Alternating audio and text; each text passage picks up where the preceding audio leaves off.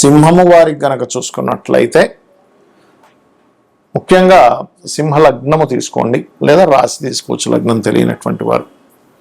మీకు 12వ భావంలో జూన్ 23వ తేదీ నుంచి జూలై 5వ తేదీ వరకు ఉన్నటువంటి గ్రహస్థితి 3 శుభగ్రహాలు 12వ స్థానంలో కలుస్తున్నాయి. జూన్ 23 నుంచి జూలై 5 వరకు. మరి ఈ 3 శుభగ్రహాల కలయిక వల్ల మీకు కలిగేటువంటి ఫలితాలు ఏమిటి? ఎందుకంటే జూలై 5వ తేదీ అయిపోగానే మరలా మీకు వక్రించుకుంటూ బుధుడు వెనక్కి వెళ్ళిపోతాడు, శుక్రుడు సింహంలోకి వచ్చేస్తాడు. అదేవిధంగా సింహంలో ప్రస్తుతం మీకు కేతువు కూడా ఉన్నాడు, దశమంలో కుజుడు, లాభంలో రవి, అదేవిధంగా అష్టమంలో శని, సప్తమ స్థానంలో రాహు. ఈ యొక్క గ్రహస్థితిని అనుసరించి మీకు ఎలా ఉండబోతుంది, ఎటువంటి విషయాల పట్ల మీరు జాగ్రత్త వహించాలి, ఏ దేవతా ఆరాధన చేయాలి అనేటువంటి అంశాలు చెప్తుంది నేనైనప్పటికీ చెప్పిస్తుంది సాక్షాత్ లలిత అమ్మవారిగా భావిస్తూ ఆ లలితాంబిక అమ్మవారి యొక్క అనుగ్రహం మీ అందరికీ కూడా చక్కగా కలగాలని స్ఫూర్తిగా కోరుకుంటూ, ఇక్కడ వ్యయస్థానంలో అదేంటంటే ఖర్చు స్థానం కదా, అంటే అది ఖర్చు అయినప్పటికీ కూడా అంటే కొన్ని ఇన్వెస్ట్మెంట్స్ పెట్టడం మూలంగా శుభగ్రహాలు ఉన్నప్పుడు మనం చూడండి ఒక్కొక్కసారి మనం పెట్టిన ఖర్చుకి దాని ఫలితం ఉంటుంది, కొన్నిసార్లు నిష్ఫలం అవుతుంది ఖర్చు. ఎందుకు అంటే అనవసరంగా ఖర్చు పెట్టామంటూ ఉంటాం. ఇక్కడ ఎప్పుడైతే శుభగ్రహాలు 12లో ఉంటాయో దాని యొక్క ఖర్చుకి ఫలితం ఉంటుంది. కాకపోతే ఎంతైనా శని రాహు ఎనర్జీతో ఉన్నాడు కాబట్టి చూసి ఖర్చు పెట్టాలి, ఇది గుర్తుపెట్టుకోండి. అలాగే తండ్రి గారి ఆస్తి విషయంలో గతంలో ఏర్పడినటువంటి కొన్ని వివాదాలు అనుకోండి, గతంలో మనం అనుకుంటూ ఉంటాం ఏమిటోనండి పేపర్స్ అక్కడ మిస్ అయిపోయాయి, అది డిస్ప్యూట్ అవ్వట్లేదు, అది డిస్ప్యూట్లోకి వెళ్ళిపోయింది. అటువంటివన్నీ కూడా కొంతవరకు క్లియర్ అయ్యేటువంటి ఛాన్సెస్ ఇప్పుడు కనబడుతున్నాయి. అదేవిధంగా మీరు ఏదైనా గృహం కానీ వాహనం కానీ కొనుగోలు చేయడానికి, మీకు అప్పు లభించడానికి, అదే కాకుండా మీకు ఇప్పుడు అష్టమ శని నడుస్తుంది.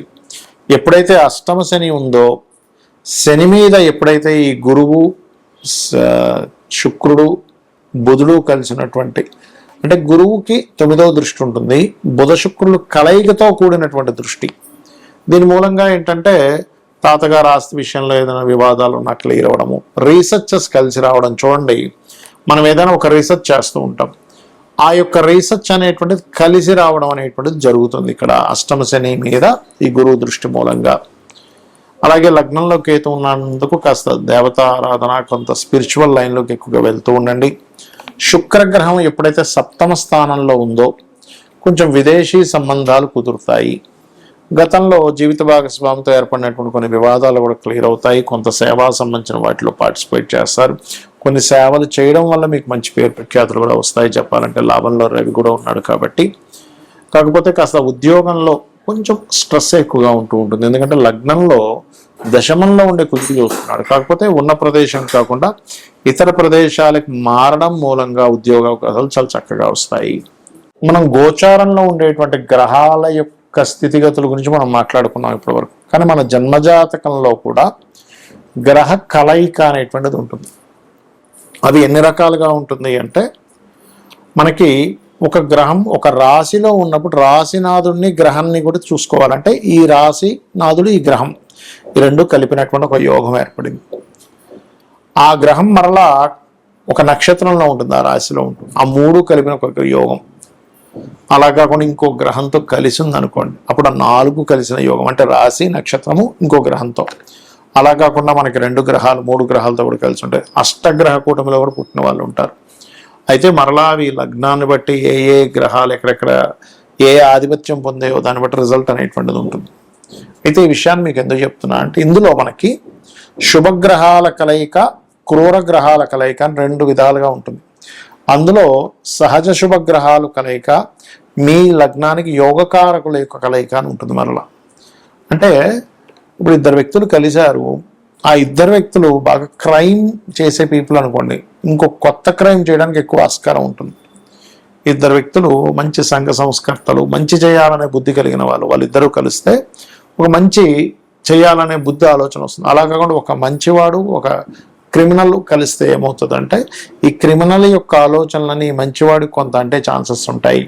ఈ మంచి ఆలోచనతో ఉన్నటువంటి వ్యక్తి యొక్క స్వభావం కొంత క్రిమినల్కి ఆలోచింపచేసేలాగా ఉంటుంది. అలాగే గ్రహాలు కూడా ఏంటంటే మీకు ముఖ్యంగా ఈ క్రూర గ్రహాలు అంటాం. అంటే ఏమిటి అవి? రాహువు, రవి, కుజుడు, కేతువు నీచంలో ఉండేటువంటి గ్రహాలు. ఈ గ్రహాలు ఎప్పుడైనా సరే మీ జన్మజాతకంలో మీకు 3వ భావంలోని, 6వ భావంలోని, 10వ భావంలో ఉంటే చాలా మంచిది. లాభభావంలో కూడా చాలా మంచిది. అంటే ఇక్కడ నేను మీకు ఈ విషయాన్ని ఎందుకు షేర్ చేస్తున్నానంటే ఈ గ్రహాల యొక్క కలయిక కొన్ని స్థానాల్లో మంచి ఫలితాలు ఇస్తుంది. అదేవిధంగా శుభగ్రహాలు అంటే గురువు, శుక్రుడు, బుధుడు, పూర్ణచంద్రుడు ఇవేవైతే ఉంటాయో ఈ గురు, శుక్ర, బుధ, పూర్ణచంద్రుడు అనేటువంటి గ్రహాలు లగ్నంలో కానీ, అంటే లగ్నంలో ఉంటే స్వభావం, చక్కటి స్వభావాన్ని, ధనభావంలో ఉంటే ధనానికి ఎక్కడ ఇబ్బంది లేకుండా కలిగించడము, మరియు అదేవిధంగా మీకు చతుర్థంలో ఉంటే మంచి గృహయోగాన్ని, పంచమంలో ఉంటే మంచి విద్యాయోగాన్ని, మరియు చతుర్థంలో ఉంటే విద్యాయోగము, గృహయోగము, పంచమంలో ఉంటే సంతాన యోగాన్ని, మంత్రయోగాన్ని ఇస్తూ, సప్తమంలో ఉంటే మంచి జీవిత భాగస్వామిని, మరియు అష్టమంలో ఉంటే తాతగారు ఆస్తి సంబంధించిన విషయాల్లో అనుకూలత, 9లో ఉంటే మంచి గురువుని ఇలా ఇస్తూ ఉంటుంది. 12లో ఉంటే మంచి జీవిత భాగస్వామి, మంచి తండ్రి నుంచి ఆస్తి రావడం ఇలా ఇస్తూ ఉంటుంది. అయితే ఇక్కడ మనం అర్థం చేసుకోవాల్సింది ఆ గ్రహాలు నీచంలో, ఉచ్చంలో కూడా ఉంటాయి. ఒక్కోసారి శుభగ్రహమైనా కూడా అది మనం చూసుకోవాలి. ఇక ఈ యొక్క గ్రహాలు రివర్స్లో ఉన్నాయనుకోండి, అదే ఉదాహరణకి పాపగ్రహాలు శుభస్థానాల్లో ఉన్నాయి, 2లో ఉన్నాయి, గొడవలు కుటుంబ సభ్యులతో, 4లో ఉంది ఏదైనా ప్రాపర్టీ తీసుకుంటే గొడవ, 5లో ఉండి సంతానంతో, ఫ్రెండ్స్తోనే, ప్రేమించిన వారితో గొడవలు, 12లో ఉన్నాయి అనవసరమైన వ్యసనాలు. ఇలా ఒక్కొక్క గ్రహం యొక్క ఫలితము పలానా రాసుల్లో ఉన్నప్పుడు, పలానా భావాల్లో ఉన్నప్పుడు మారిపోతూ ఉంటుంది. అలాంటప్పుడు ఏమీ టెన్షన్ పడకుండా ఒకటే గుర్తుపెట్టుకోవాలి, ఏ గ్రహాలు అయితే మీకు ఉండి ఆ మహాదశలు నడుస్తున్నాయో, ఇక్కడ మరొక కీలకమైనటువంటి అంశం ఏమిటంటే ఆ గ్రహ కలయిక సంబంధించిన మహాదశలు, అంతర్దశలు రావాలి. రాకుండా ఏమీ ఎప్పుడు ఇబ్బంది పెట్టదు. అంటే మనకు ఆ కర్మ రాదనమాట. ఇక్కడ గ్రహం ఇబ్బంది పెట్టడం కాదు, మనకు ఆ కర్మ ఆ రూపంలో మంచిగాని చెడుగాని వస్తుందని అర్థం. ఆ మహాదశలు, అంతర్దశలు వచ్చినప్పుడు మాత్రమే మీరు దాన్ని అర్థం చేసుకోవాలి, ఆలోచించాలి, దానికి సంబంధించిన రెమెడీ చేసుకోవాలి. అంటే దానం ఇవ్వడము, ఆ మంత్ర సాధన చేయడం చేస్తూ ఉంటారు. సో అయితే ఈ గ్రహాలు ముఖ్యంగా మనకి 3 గ్రహాలు గోచారంలో కలిసినందుకు దేశకాల పరిస్థితుల్లో కూడా అనేకమైన మార్పులు వస్తాయి. మనం గతంలో చాలా కాలం చెప్పుకుంటున్నాం. ఏమండి, మీకు ఈ యొక్క ధనపరమైనటువంటి విషయంలో అంటే రూపీ యొక్క రూపం మారనుంది అని చెప్పుకుంటున్నాం. అటువంటి వాటివి, మరియు విపరీతమైనటువంటి వర్షాలు, విపరీతమైనటువంటి ఎండలని చెప్పుకున్నాం. అదేవిధంగా విపరీతమైన వర్షాలు, ఎండలు కూడా పెరుగుతాయి. యుద్ధ సంబంధించింది పెరుగుతుంది. మరియు ఈ ప్రయాణ సంబంధించిన విషయాల్లో జలప్రలయాలు, భూకంపాలు పెరుగుతూనే ఉంటాయి మనకి. కాబట్టి ఈ నదీ స్నానాలకు వెళ్ళినటువంటి వారు, ఈ నదుల దగ్గర, సముద్రాల దగ్గర, అంటే నీటికి దగ్గరగా నివసించేటువంటి వారు చాలా కేర్గా ఉండాలి ఇప్పుడు ఉండేటువంటి కండిషన్స్ వల్ల. కాకపోతే 2 శుభగ్రహాలు వెళ్ళి కలిసినందుకు కొన్ని ప్రదేశాల్లో భూముల యొక్క రేట్లు పెరగడము, కొత్త వాహన సంబంధించిన విషయాల్లో కూడా కొంత అప్గ్రేడ్స్ రావడము, మరియు విద్యా సంబంధించిన విషయంలో కొన్ని ఎటువంటి మార్పులు అంటే విప్లవాత్మకమైన మార్పులు రావడము, కోర్టులు ఇచ్చేటువంటి తీర్పులు కూడా అసలు ఊహించం. ఏంటిది ఇలాంటి తీర్పులు ఇస్తుంది ఏంటి కోర్టు అనేటువంటిది. కొన్ని సెక్షన్స్ని జనాలకు ఉపయోగపడేటువంటి కొన్ని సెక్షన్స్ ఉంటాయి. అంటే ఏంటి, రిజర్వేషన్స్ క్యాన్సిల్ అనుకోండి, ఇలాంటి హై లెవెల్లో అసలు ఎవరు డేర్ చేయలేనటువంటి ఇవి గవర్నమెంట్లు తీసుకురావడం కూడా మనకి జరుగుతుంది ఈ యొక్క గ్రహ కలయికల మూలంగా. శ్రీమాత్రే నమః.